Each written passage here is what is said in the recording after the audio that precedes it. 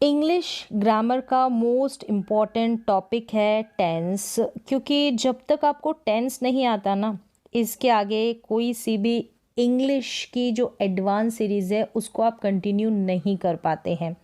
तो यहाँ पर मैं टेंसेस को बिल्कुल बेसिक लेवल से, बिल्कुल ज़ीरो लेवल से, इजी कॉन्सेप्ट के साथ उन बिगनर्स के लिए जिनको टेंसेस अभी तक समझ में ही नहीं आए हैं, जितनी भी कोशिश की है उनके अकॉर्डिंग यहाँ पर टेंसेस को बहुत ही सिंपल तरीके से, सिंपल वे में मैं सिखाऊंगी। तो चलिए स्टार्ट करते हैं, क्योंकि टेंसेस जो है ना वो आधार है। अगर वो आपको नहीं आते हैं, उसके आगे आप बढ़ ही नहीं सकते हैं। तो टेंसेस का कॉन्सेप्ट आपको क्लियर होना चाहिए। तो चलिए देखिए, यहाँ पर ये चार्ट मैंने लिया है, ठीक है। चार्ट को बहुत सिंपल तरीके से, जैसे यहाँ पर टेंसेस हो गए, हम अभी डिटेल में देखेंगे। यहाँ पर देखिए ये प्रेजेंट टेंस हो गया, ये प्रेजेंट टेंस के चारों टेंस हो गए, ठीक है। इनकी पहचान यहाँ पर मैंने दी है। आपको स्टडी करनी पड़ती है इस चार्ट की, लेकिन इससे पहले आपको शुरुआत करनी पड़ती है बेसिक से। मतलब इस चार्ट को आप कैसे फॉलो करें, कैसे आप इस चार्ट के अकॉर्डिंग सेंटेंस इसको बना सकते हैं। तो यहाँ पर तो ये सिंपल वे में मैंने चार्ट आपको बताया है, लेकिन ये आपके लिए यूज़फुल जब होगा जब आप इनके सारे कॉन्सेप्ट को सीख लेंगे। तो चलिए मैं स्टार्टिंग से शुरू करती हूँ, शुरुआत से। देखें, ये टेंस है, ठीक है। Tense present tense, past tense और फ्यूचर टेंस। तो जो बिगनर्स है, ज़ीरो लेवल वाले, बिल्कुल स्टार्टिंग लेवल से जो टेंसेस को सीख रहे हैं, जिनको समझ में ही नहीं आया, उनके अकॉर्डिंग बहुत सिंपल वे से यहाँ पर टेंसेस का कॉन्सेप्ट होगा, ठीक है। तो प्रेजेंट, पास्ट और फ्यूचर, ये तीनों टेंसेस हो गए। इन तीनों टेंसेस के 4 पार्ट्स हो गए। सेम पार्ट्स है, बस क्या करना है, सभी के अगर प्रेजेंट का पार्ट बना रहे हैं ना, तो सभी के आगे प्रेजेंट प्रेजेंट लगा देना है। पास्ट का बना रहे हैं तो पास्ट पास्ट आपको लिख देना है, और फ्यूचर का तो फ्यूचर फ्यूचर आपको चारों में लिख देना है। तो इस तरीके से आप देख रहे हैं कि प्रेजेंट के 4 पार्ट्स होंगे, पास्ट के 4 पार्ट्स होंगे और फ्यूचर के 4 पार्ट्स होंगे। तो इस तरीके से ये 12 टेंसेस का कॉन्सेप्ट आपको समझना पड़ता है। Indefinite, continuous, perfect, perfect continuous, ये चारों नाम आपको याद होने चाहिए। इनडेफिनेट, कॉन्टिन्यूस, परफेक्ट और परफेक्ट कॉन्टिन्यूस, क्योंकि ये चारों नाम आपके सामने आएंगे जब भी हम टेंसेस की स्टडी करेंगे। और इसके बाद, ठीक है, पार्ट्स हो गए। यहाँ पर तीनों टेंसेस के 4 पार्ट्स हैं। इसके बाद देखें, ये स्ट्रक्चर भी आपको याद रखना है। ये स्ट्रक्चर देखिए, सब्जेक्ट हो जाएगा। अगर किसी भी सेंटेंस में हेल्पिंग वर्ब होगी तो उसके बाद आप हेल्पिंग वर्ब रखते हैं, अगर होती है तो। नहीं है, उसके बाद में मेन वर्ब, ठीक है। मेन वर्ब मुख्य क्रिया हो गई, हेल्पिंग वर्ब सहायक क्रिया हो गई। इसके बाद अदर वर्ड्स, जो भी ऑब्जेक्ट लास्ट में बच जाते हैं, अदर वर्ड्स, उनको आपको लिखना है। तो ये जो स्ट्रक्चर है ना, इसी स्ट्रक्चर के अकॉर्डिंग, अगर ये आपको समझ में आ जाता है, इसी के अकॉर्डिंग सारे स्ट्रक्चर बने होते हैं। अगर आपने इस स्ट्रक्चर को समझ लिया तो बाकी आपको इजीली समझ में आ जाएंगे। सब्जेक्ट, हेल्पिंग वर्ब अगर होगी तो किसी टेंस की, फिर मेन वर्ब, फिर अदर वर्ड्स। तो इस तरीके से ये स्ट्रक्चर आपको ध्यान रखना है। चलिए, अब यहाँ तक आपको समझ में आ गया होगा। बेसिक लेवल से सीख रहे हैं तो टेंसेस के टाइप्स कितने हैं, फिर उनके भी टाइप्स कितने हैं, 4 पार्ट्स है वो देखें। अब हम शुरुआत करते हैं नंबर 1 से, प्रेजेंट इंडेफिनिट टेंस। इसको प्रेजेंट सिंपल टेंस भी बोलते हैं, ठीक है। इंडेफिनिट भी और सिंपल भी, प्रेजेंट इंडेफिनिट टेंस। अगर हिंदी में पहचान की बात करें, जो हिंदी के वाक्य होंगे उनकी एंडिंग ता है, ती है, ते है से होगी ना। जैसे वह खेलता है, वह पढ़ता है, वह लिखता है, इस तरीके से ता है, ते है, ती है। तो वहाँ पर हम क्या करेंगे, प्रेजेंट इंडेफिनिट टेंस का यूज़ करेंगे। ये तो हो गई पहचान हिंदी में, ठीक है। अब इसका ये स्ट्रक्चर है, सब्जेक्ट वर्ब की फर्स्ट फॉर्म के साथ SEIS लगेगा। अब यहाँ पर ये चीज़ आपको ध्यान रखनी है कि वर्ब की फर्स्ट फॉर्म के साथ SES लगता है अगर सब्जेक्ट ये वाले होंगे। देखिए ये वाले कौन कौन से, ही, शी, इट और सिंगुलर सब्जेक्ट होंगे। हमेशा याद रखें कि प्रेजेंट इंडेफिनिट टेंस में वर्ब के साथ SEIS लगता है अगर सब्जेक्ट ही, शी, इट और सिंगुलर हुआ, एक वचन करता हुआ, ठीक है।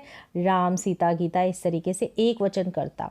सिंगुलर सब्जेक्ट, वहाँ पर इनके साथ जो भी वर्ब आएगी ना, इनके साथ ही, शी, इट और सिंगुलर सब्जेक्ट के साथ, वहाँ पर आपको एस और ईएस ऐड करना है। लेकिन सब्जेक्ट प्लूरल होते हैं, आई, वी, यू, दे, इनमें से होते हैं, तो वर्ब के साथ आप एस या एस बिल्कुल नहीं लगाएंगे, एस या एस नहीं लगाएंगे। ये कॉन्सेप्ट आपको याद रखना है, ठीक है, ये बात ध्यान रखने वाली है। इसके बाद है कि जो हेल्पिंग वर्ब होगी ना सब टेंसेस की, वो आपको मेमोराइज होनी चाहिए। जैसे कि प्रेजेंट इंडेफिनिट टेंस की डू और डज हेल्पिंग वर्ब होती है। आप नेगेटिव सेंटेंसेस इनसे बनाते हैं, नेगेटिव और इंटरोगेटिव सेंटेंसेस होंगे ना, वो भी इनसे बनेंगे। इसलिए हेल्पिंग वर्ब का इम्पॉर्टेंट रोल है। हेल्पिंग वर्ब की हेल्प से ही हम क्या करेंगे, नेगेटिव सेंटेंस बनाएंगे, इंटरोगेटिव सेंटेंस बनाएंगे, ठीक है। अगर सब्जेक्ट, अब यहाँ पर ये चीज़ भी ध्यान रखनी कि डज का इस्तेमाल किसके साथ करेंगे, डू का इस्तेमाल किसके साथ करेंगे। अगर सब्जेक्ट ही, शी, इट और सिंगुलर सब्जेक्ट होंगे, इनके साथ आपको डज का इस्तेमाल करना है, याद रखें इसको। अगर सब्जेक्ट आई, वी, यू, दे और प्लूरल होंगे ना, तो वहाँ पर आपको डू का इस्तेमाल करना है, जैसे I do, we do, you do, they do, इस तरीके से, है ना। तो यहाँ पर आपको डू का इस्तेमाल करना है। तो क्लियर है, यहाँ पर हेल्पिंग वर्ब क्लियर होगी, कहाँ पर हम एस या एस लगाएंगे, कहाँ पर डज नॉट या डू नॉट, मतलब डज और डू का इस्तेमाल होगा। चलिए, यहाँ तक ये कॉन्सेप्ट आपको क्लियर हो गया। इसके बाद आप इस जो प्रेजेंट इंडेफिनिट टेंस है ना, इससे रिलेटेड आप सेंटेंसेस को बना सकते हैं। देखें, सिंपल से सेंटेंसेस होंगे, बिल्कुल बेसिक लेवल से। इसलिए देखिए, मैं अंग्रेज़ी पढ़ाता हूँ या मैं अंग्रेज़ी पढ़ाती हूँ, तो आई टीच इंग्लिश, यहाँ पर सब्जेक्ट आई है, क्या है, आई। अब इसके साथ जो वर्ब आएगी ना, उसमें एस या ई एस नहीं लगेगा, क्योंकि यहाँ पर मैंने मेंशन किया ना, सब्जेक्ट अगर देखें यहाँ पर आई, वी, यू, दे और प्लूरल सब्जेक्ट होगा, वहाँ पर वर्ब आएगी ना, उनके साथ एस या एस नहीं लगेगा। अब यहाँ पर आई है सब्जेक्ट, अब आई के बाद में आप एम नहीं लगा देंगे कि हर कहीं पर आई देख रहे हैं और एम उठाकर लगा दें, क्योंकि ये जो सेंटेंस है वो प्रेजेंट इंडेफिनिट टेंस का सेंटेंस है। जैसे पढ़ाता, ता हूँ से एंडिंग हो रही है ना यहाँ पर एंडिंग में, तो इसलिए अब इसी को आप नेगेटिव भी बना सकते हैं। पहले तो आपने पॉजिटिव सेंटेंस बना लिया कि मैं अंग्रेज़ी पढ़ाता हूँ, तो I teach English, simple way में। अब देखिए, नेगेटिव बनाएंगे, डू नॉट या डज नॉट लगेगा। आई है ना, इसके साथ डू नॉट लगता है, मतलब आई के साथ हम डू का इस्तेमाल करते हैं। मैंने बता दिया स्टार्टिंग में, मैं अंग्रेज़ी नहीं पढ़ाता हूँ, तो आपको सब्जेक्ट के बाद में डू नॉट या डज नॉट लिखना है, फिर वर्ब लिखनी है। यहाँ पर देखें, आई डोंट टीच इंग्लिश या I do not teach English, तो ये कॉन्ट्रैक्टेड रूप है डू नॉट का, तो डोंट, ठीक है, आई डोंट टीच इंग्लिश।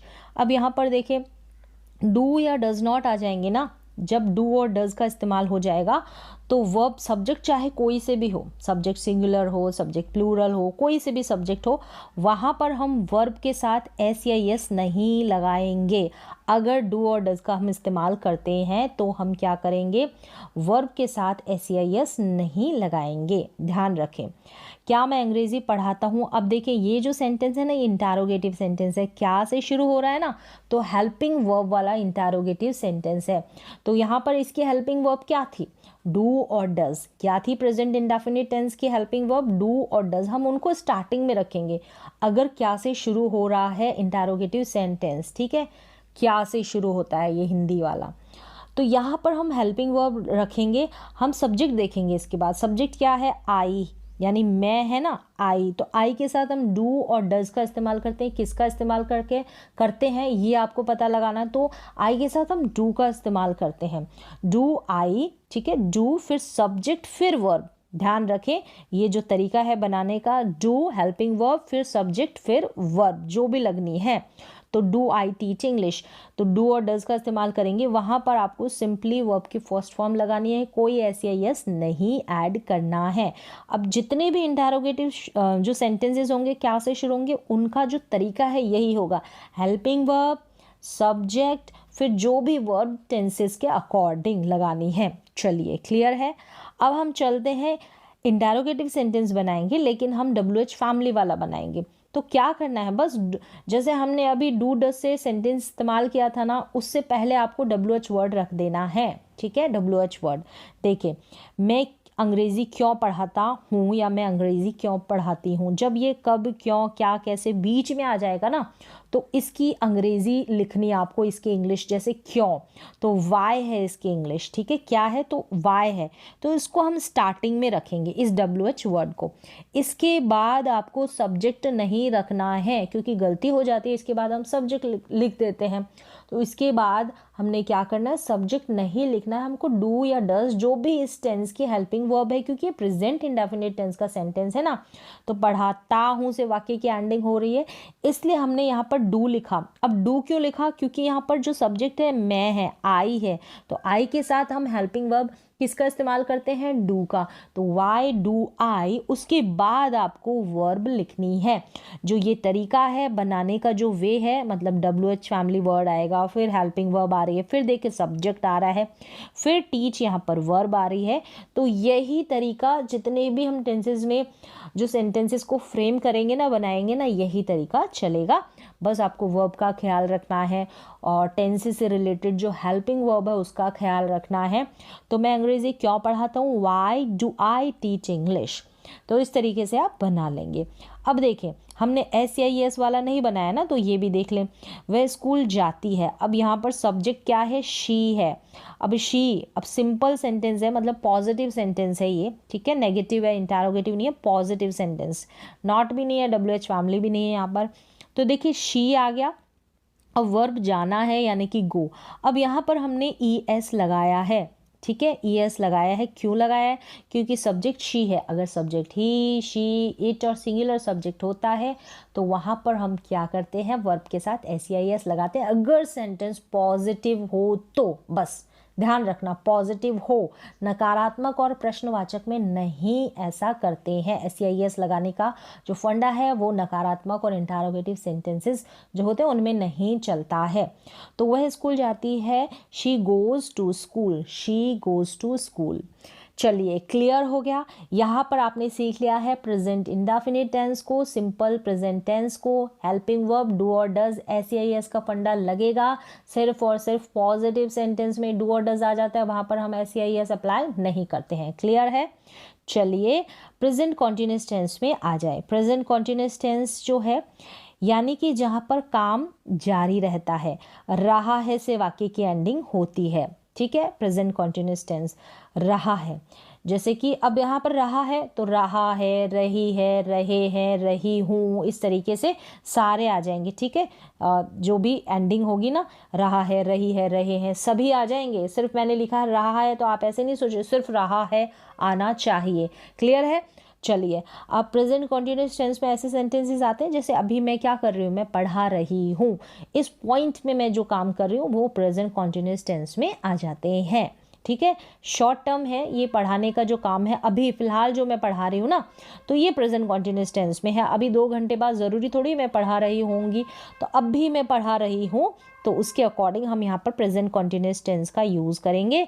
देखें अब याद रखना आपको हेल्पिंग वर्ब का, जो प्रेजेंट कॉन्टिन्यूअस टेंस की हेल्पिंग वर्ब होती है इज, एम, आर होती है। क्या होती है, याद रखें, हेल्पिंग वर्ब का हमें याद रखना ज़रूरी है, क्योंकि इसी के आधार पर सारे सेंटेंसेस को फ्रेम किया जाता है।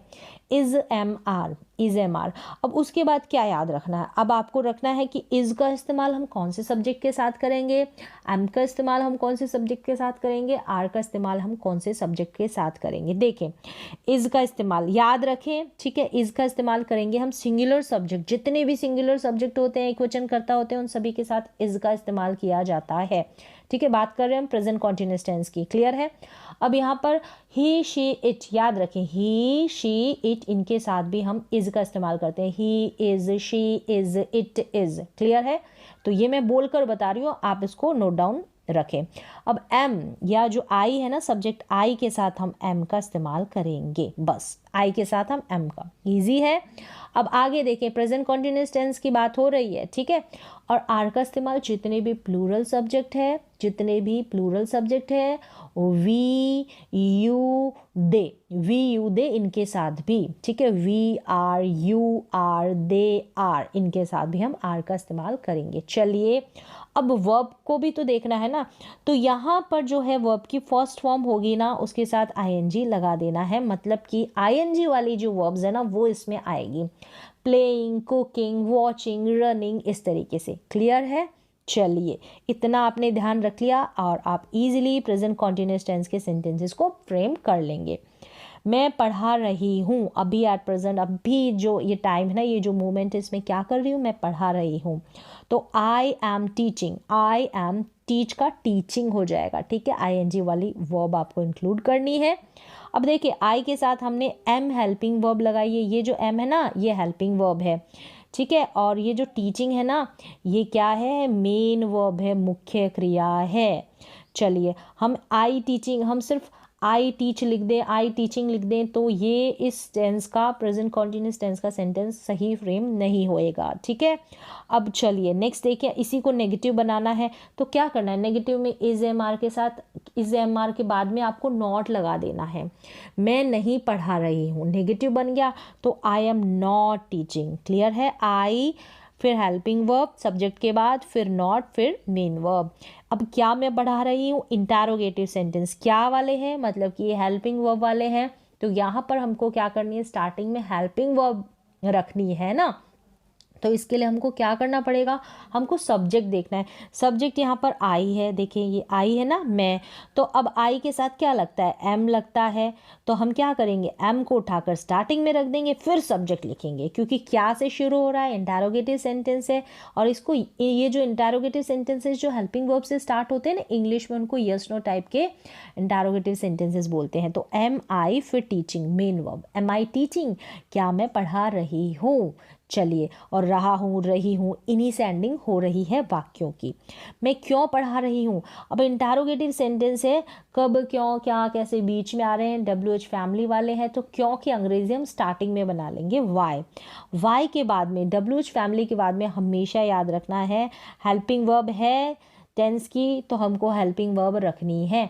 तो यहाँ पर हेल्पिंग वर्ब कौन सी रखें, इसके लिए हमको सब्जेक्ट को देखना है। आई है ना सब्जेक्ट, मैं, तो आई है, तो आई के साथ एम लगता है, तो हम वाई के बाद में एम लिखेंगे, वाई एम आई, फिर सब्जेक्ट आ जाएगा, फिर main verb, why am I teaching, मैं क्यों पढ़ा रही हूँ। क्लियर है, तो प्रेजेंट कॉन्टिन्यूअस टेंस भी कंप्लीट हो गया है, ठीक है।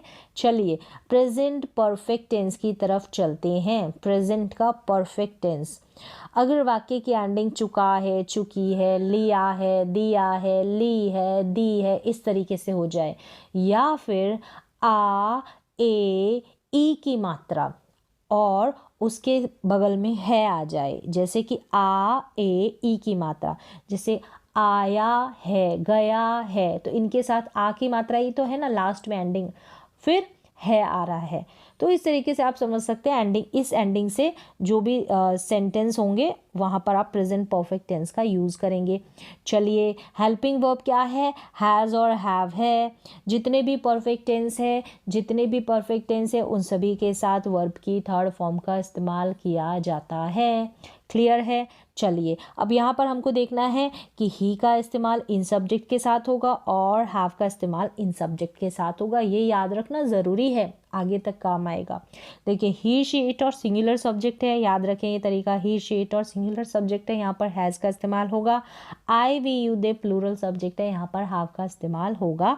तो इस तरीके से आप याद रख लें। चलिए, यहाँ तक समझ में आ गया, आप इजीली सेंटेंसेस को बना लेंगे। मैंने खाना बना लिया है, मैंने खाना बना लिया है, सब्जेक्ट है आई, तो हैव लगेगा आई के साथ, आई हैव, आई हैव यहाँ पर हेल्पिंग वर्ब लग गई। अब हमने मेन वर्ब लिखी कुक्ड। कुक्ड क्यों लिखी, क्योंकि वर्ब की थर्ड फॉर्म यहाँ पर लगेगी, क्योंकि ये प्रेजेंट परफेक्ट टेंस है। देखिए, लिया है से वाक्य की एंडिंग हो रही है, I have cooked food. Clear है। अब नेगेटिव बना लेंगे तो क्या है, हैज़ नॉट, हैज़ के और हैव के बाद में नॉट लिख देना, हैज़ नॉट और हैव नॉट, ये कॉन्ट्रैक्टेड रूप है हैवेंट, ठीक है, हैव नॉट का हैवेंट। मैंने खाना नहीं बनाया है, I have not cooked food, या फिर आई हैवेंट कुक्ड फूड, यहाँ पर वर्ब की थर्ड फॉर्म। तो हैज़ और हैव के साथ में अगर कोई मुख्य क्रिया आती है, ठीक है, हैज़ और हैव के साथ में अगर कोई मुख्य मेन वर्ब आती है, क्रिया आती है, तो वहाँ पर हम वर्ब की थर्ड फॉर्म का इस्तेमाल करते हैं। अब चलिए, इंटरोगेटिव पे आ जाएं, क्या वाले, यानी हेल्पिंग वर्ब वाला, यानी कि हैज़ हैव से स्टार्ट होने वाला। क्या मैंने खाना बना लिया है, मैंने, तो हैव आई, हैव के बाद में आपको सब्जेक्ट लिखना है, फिर मेन वर्ब। थर्ड फॉर्म, ठीक है। हैव आई कुक्ड फूड, क्या मैंने खाना बना लिया है। जैसे मैंने यहाँ पर बताया है कि यही तरीका है सेंटेंसेस को फ्रेम करने का। आप किसी भी टेंसेस में चले जाएं, इंटरोगेटिव बनाएंगे तो यही तरीका रहेगा। अगर आप पॉजिटिव सेंटेंस बनाएंगे, नेगेटिव सेंटेंस बनाएंगे, यही वे, यही तरीका, यही फॉर्मूला आपके काम आएगा आगे तक, ठीक है। मैंने खाना कब बनाया, कब, क्यों, क्या, क्या, कैसे, WH फैमिली वाला इंटरोगेटिव सेंटेंस तो हम स्टार्टिंग में WH फैमिली वर्ड रख देंगे और फिर हेल्पिंग वर्ब, उसके बाद में सब्जेक्ट, फिर मेन वर्ब। क्लियर है, ये याद रखें। अब देखिए कब यानी कि व्हेन, सब्जेक्ट आई है तो हैव लगेगा। When have I cooked food, तो यहाँ पर सब्जेक्ट के बाद में देखा वर्ब की थर्ड फॉर्म। क्लियर है, प्रेजेंट परफेक्ट टेंस भी हो गया है। देखें प्रेजेंट परफेक्ट कॉन्टिन्यूस टेंस जो प्रेजेंट टेंस का लास्ट टेंस है, परफेक्ट भी है कॉन्टिन्यूस भी है, परफेक्ट भी है कॉन्टिन्यूस भी है। मतलब कि यहाँ पर जो पहचान होगी किसी समय से रहा है, मतलब रहा है, रही है, रहे हैं, इस तरीके से भी होगा। और साथ में समय दिया गया रहेगा, 4 घंटे, 2 घंटे, 2 बजे, 4 साल, 5 साल, इस तरीके से सुबह शाम ये समय दिया गया रहेगा। यहाँ पर हम सिंस फॉर का इस्तेमाल करते हैं, सिंस और फॉर का इस्तेमाल करेंगे अगर जो है समय निश्चित होता है, मतलब 2 बजे से, सुबह से, शाम से, ठीक है, या फिर मंडे से फिक्स्ड है टाइम, तो वहाँ पर सिंस। और फिक्स्ड नहीं है, 4 साल, 2 साल, 2 घंटे, कौन से 2 घंटे नहीं पता, तो वहाँ पर आप फॉर का इस्तेमाल कर लें।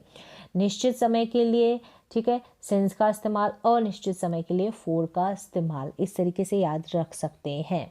अनिश्चित समय कैसे हुआ फॉर के लिए, मैंने बोला 4 साल से, मैंने यहाँ पर ऐसे नहीं बोला है कि 2010 से या 2020 से। अगर मैं ऐसे बोलती 2010 या फिर 2020 तो वहाँ पर मैं क्या करती, सिंस का इस्तेमाल करती, न कि फॉर का। मैंने कहा 4 साल, अब पता नहीं कब से हम काउंट करें, 4 साल फिक्स्ड नहीं है, अनिश्चित है, तो फॉर का इस्तेमाल। चलिए अब यहाँ पर देखें, हैज़ हैव के बाद में आपको बीन लगाना है, हैज़ हैव के बाद में बीन लगाना है।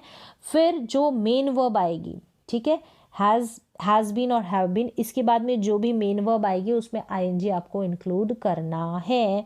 चलिए अब सेंटेंसेस देखें, मैं सुबह से पढ़ रहा हूँ, तो I have been studying since morning. तो देखें यहाँ पर मेन वर्ब के बाद में ये स्टडिंग आईएनजी वाली जो वर्ब आ जाएगी ना, उसके बाद में आपको सिंस फॉर का इस्तेमाल करना है, फिर जो भी समय दिया गया रहेगा। मैं सुबह से पढ़ रहा हूँ, तो I have been studying since morning. अगर मैंने बोला कि मैं 5 घंटे से पढ़ रहा हूँ, अब मैंने यहाँ पर देखे 5 घंटे बताया, कौन से 5 घंटे पता नहीं कहाँ से काउंट करें, 2 बजे से काउंट करें, 3 बजे से काउंट करें, सुबह से काउंट करें, कोई फिक्स्ड नहीं है, अनिश्चित है, ठीक है। तो I have been studying for 5 hours, तो इसलिए मैंने फॉर लगाया है यहाँ पर 5 आवर्स के लिए। अगर यहाँ मैं लिख देती कि 2 बजे से, तो फिक्स्ड हो गया ना, एक टाइम दे दिया है पर्टिकुलर कि 2 बजे से, ठीक है। इस तरीके से आप सिंस फॉर का इस्तेमाल कर लेंगे। हैज़ बीन और हैव बीन के बाद में जो वर्ब है ना, उसके साथ आईएनजी यानी आईएनजी वाली वर्ब आप इंक्लूड कर लेंगे, फिर सिंस फॉर, फिर जो भी समय है वो दिया गया रहेगा। चलिए इस तरीके से आप हैज़ बीन, हैव बीन का इस्तेमाल करके वर्ब में आईएनजी लगाकर प्रेजेंट परफेक्ट कॉन्टिन्यूअस टेंस का भी इस्तेमाल कर लेंगे। चलिए अब हम चलते हैं पास्ट इंडेफिनिट टेंस की तरफ।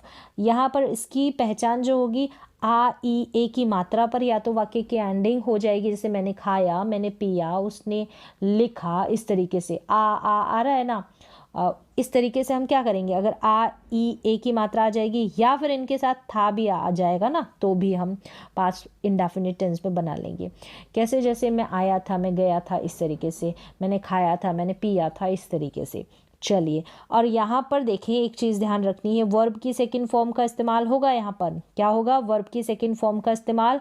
और जो इसकी हेल्पिंग वर्ब है, जब हम नकारात्मक वाक्य और इंटरोगेटिव सेंटेंस बनाएंगे तो डिड इसकी हेल्पिंग वर्ब है, डिड जो है अपने साथ वर्ब की फर्स्ट फॉर्म लेता है। वैसे हम पास्ट इंडेफिनिट टेंस में वर्ब की सेकंड फॉर्म का इस्तेमाल करेंगे, लेकिन जब भी डिड का इस्तेमाल करेंगे वर्ब की फर्स्ट फॉर्म का इस्तेमाल करना है। अब चलिए सेंटेंस देख लें, मैंने खाना खाया, तो यहाँ पर ईट की सेकंड फॉर्म एट, ठीक है, खाने की, ईट की एट, आई एट फूड, तो सब्जेक्ट लिखेंगे, फिर वर्ब की सेकंड फॉर्म, ठीक है। ये इसका स्ट्रक्चर है सिंपल सा, जो भी अदर वर्ड है लास्ट में ऐड कर देना, सब्जेक्ट वर्ब की सेकंड फॉर्म। ये जब हम पॉजिटिव सेंटेंस को फ्रेम करेंगे तो आपको ऐसे बनाना है।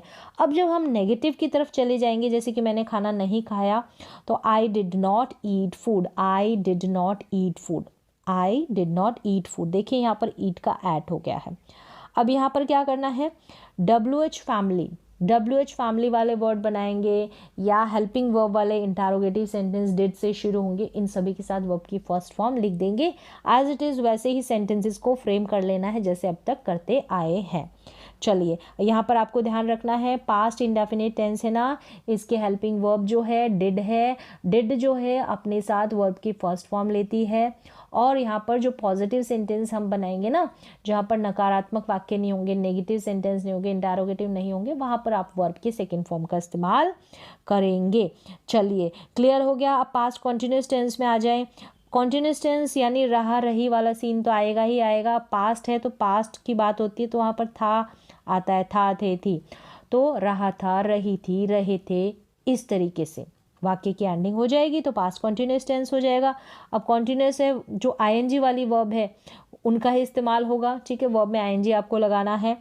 और यहाँ पर वॉज वर इसकी हेल्पिंग वर्ब है, जैसे हमने इज एम आर पढ़ी थी ना प्रेजेंट कॉन्टिन्यूस टेंस में, सेम यहाँ पर जो है वॉज वर का इस्तेमाल है पास्ट कॉन्टिन्यूस टेंस में। अब यहाँ पर आपको ध्यान रखना है कि वॉज का इस्तेमाल कौन से सब्जेक्ट के साथ होगा, वर्ब का इस्तेमाल कौन से सब्जेक्ट के साथ होगा। देखिए वॉज का आई के साथ हम वॉज लगाते हैं, जैसे हमने वहाँ पर आई के साथ एम लगाया था ना, यहाँ पर वॉज लगेगा, यहाँ पर क्या लगेगा, आई के साथ वॉज लगेगा। क्लियर है। तो टेंसेस के अकॉर्डिंग ही आई वॉज या आई एम लिखना है आपको, ठीक है, I was, I am, tenses के अकॉर्डिंग। समझ में आ रहा है। अब चलिए, अगर subject he she it, he sheet और सिंगुलर सब्जेक्ट होंगे तो वहाँ पर भी आपको वॉज लिखना है। अगर सब्जेक्ट प्लूरल होंगे, वी यू दे, तो वहाँ पर हम वर का इस्तेमाल करेंगे, वर का। क्लियर है। इसको वेयर ना पढ़े, वर पढ़े। अब चलिए यहाँ तक आपने समझ लिया पास्ट कॉन्टिन्यूस टेंस की क्या हेल्पिंग वर्ब है। अब चलिए, मैं पढ़ाई कर रहा था, मैं पढ़ाई कर रहा था से वाक्य की एंडिंग, तो इस तरीके से आप पहचान लेंगे कि कौन सा टेंस है। तो यहाँ पर मैं सब्जेक्ट है तो आई के साथ वॉज लगेगा, आई के साथ वॉज, आई वॉज स्टडिंग, ये हेल्पिंग वर्ब हो गई और ये मेन वर्ब हो गई। क्लियर है। सेम जो पहला जो स्ट्रक्चर मैंने बताया था, यानी हेल्पिंग वर्ब और फिर मेन वर्ब आ जाएगी। क्लियर है। मैं पढ़ाई कर रहा था, I was studying, I was studying. अब यहाँ पर अगर ऐसे बोला कि वे पढ़ाई कर रहे थे तो दे वर स्टडिंग हो जाएगा। वे यानी दे के साथ हम वर जो है हेल्पिंग वर्ब इसका इस्तेमाल करते हैं। चलिए नेगेटिव भी देख लें इसका। अगर आप नेगेटिव बनाते हैं, चलिए मैं नेगेटिव बता देती हूँ। मैं पढ़ाई कर रहा था और मैं पढ़ाई नहीं कर रहा था, तो आई वॉज नॉट स्टडिंग, तो वॉज और वर के बाद में आपको नॉट लगा देना है। क्लियर है। इंटरोगेटिव क्या करना है, इंटरोगेटिव हेल्पिंग वर्ब वाले होंगे तो वॉज वर्ब को स्टार्टिंग में रख देना है। WH फैमिली वाले होंगे तो WH फैमिली लगाकर फिर आपको वॉज वर्ब लिखना है, फिर सब्जेक्ट लिखना है। चलिए नेक्स्ट हम चलते हैं past perfect tense. Past perfect tense की जो पहचान है, चुका था, चुकी थी, इस तरीके से होगा, या फिर आ ई ए की मात्रा के बाद था थे थी लग जाए तो इस तरीके से आप पहचान ले। यहाँ पर जो हेल्पिंग वर्ब होती है हैड होती है, जैसे हमने प्रेजेंट का परफेक्ट टेंस था ना, हैज़ हैव थी, अब यहाँ पर हैड है। हैड का इस्तेमाल हम सभी सब्जेक्ट के साथ करेंगे, हैड का इस्तेमाल सारे सब्जेक्ट के साथ। हैज़ हैव की जैसे नहीं होगा कि ध्यान रखना पड़ेगा हमें, नहीं। चलिए, और यहाँ पर वर्ब की थर्ड फॉर्म लगेगी, क्योंकि परफेक्ट टेंस है, मैंने बताया था जितने भी परफेक्ट टेंस है ना वो अपने साथ जो है वर्ब की थर्ड फॉर्म लेते हैं। क्लियर है। चलिए सेंटेंस देखें। जब भी वैसे ग्रामर के अकॉर्डिंग जो पास्ट परफेक्ट टेंस होता है ना वो अकेला नहीं बनाया जाता है, ये जो है इसके साथ एक सेंटेंस और अटैच रहता है जो कि पास्ट इंडेफिनिट टेंस होता है। ठीक है, वहाँ पर हम वर्ब की सेकेंड फॉर्म का इस्तेमाल करते हैं। यहाँ पर तो हैड प्लस वर्ब की थर्ड फॉर्म, और वहाँ पर हम क्या करेंगे, वर्ब के सेकेंड फॉर्म का इस्तेमाल। जैसे कि यहाँ पर देखिए इस तरीके से इसमें वाक्य आते हैं, लेकिन बिगनर है तो मैं सिंपल वे से भी बताऊंगी। जैसे मैंने खा लिया, मैंने खाना खा लिया था, एक सेंटेंस मैंने खाना खा लिया था, उसके आने से पहले, उसके आने से पहले मैंने खाना खा लिया था। जो पहले काम कर लिया था तो हैड प्लस वर्ब की third form, I had eaten food. ठीक है, बिफोर ही केम, यहाँ पर देखिए वर्ब की सेकेंड फॉर्म में, और यहाँ पर हैड प्लस वर्ब की थर्ड फॉर्म में। कॉन्सेप्ट ये है कि जो पहले घटना घटित होती है ना वहाँ पर हम हैड प्लस वर्ब की थर्ड फॉर्म उसके बाद होती है ना, वहाँ पर हम वर्ब की सेकेंड फॉर्म का इस्तेमाल करते हैं। ठीक है, इस तरीके से। अब चलिए सिंपल वे से सेंटेंस बनाए। मैंने खाना बना लिया था, तो यहाँ पर देखिए लिया था, लिया था, ली थी, दी थी, इस तरीके से एंडिंग। तो मैंने खाना बना लिया था, कुक कर लिया था मतलब, तो I had cooked food. I had यहाँ पर वर्ब की थर्ड फॉर्म। तो इस तरीके से आप बना लेंगे। नेगेटिव बनाएंगे तो हैड के बाद में नॉट लगा देना है। ठीक है, अब चलिए पास्ट परफेक्ट कॉन्टिन्यूस टेंस की तरफ। पास्ट परफेक्ट, अब कॉन्टिन्यूस टेंस है तो रहा रही ये तो आएगा ही आएगा। ठीक है, रहा रही, तो किसी समय से तो समय भी होगा यहाँ पर, क्योंकि परफेक्ट भी है, कॉन्टिन्यूस भी है, यहाँ पर टाइम होगा, यानी किसी समय से कोई किसी काम को कर रहा था, ऐसे। क्लियर है, तो यहाँ पर हैड बीन का इस्तेमाल होगा। जैसे हमने प्रेजेंट में जो परफेक्ट कॉन्टिन्यूस टेंस था वहाँ पर हैज़ बीन और हैव बीन का इस्तेमाल किया था, और वर्ब में आईएनजी लगाया था। यहाँ पर सिर्फ हैड बीन है, सिंस फॉर का इस्तेमाल है। ठीक है, वह सुबह से पढ़ाई कर रहा था, तो देखिए सुबह से एक फिक्स टाइम है, तो सिंस मॉर्निंग समय दिया गया है, तो वह सुबह से पढ़ाई कर रहा था, रही थी ये भी आ रहा है, तो he had been studying since morning, he had been studying since morning. तो जितने भी सब्जेक्ट होंगे सबके साथ हैड आ जाएगा। अगर नेगेटिव बनाएंगे तो हैड के बाद में आपको नॉट लगा देना है, he had not been studying since morning, इस तरीके से। चलिए ऐसे आप सेंटेंसेस बना लेंगे। अब नेक्स्ट देखिए फ्यूचर पे आ जाए, तो फ्यूचर इंडेफिनिट टेंस, वाक्य की एंडिंग आगेगी से होगी, इसकी हेल्पिंग वर्ब विल होती है, विल के साथ हम वर्ब की फर्स्ट फॉर्म का यूज़ करेंगे। सेंटेंसेस देखें, यहाँ पर मैं खेलता हूँ, ये ऐसे सेंटेंस नहीं होगा।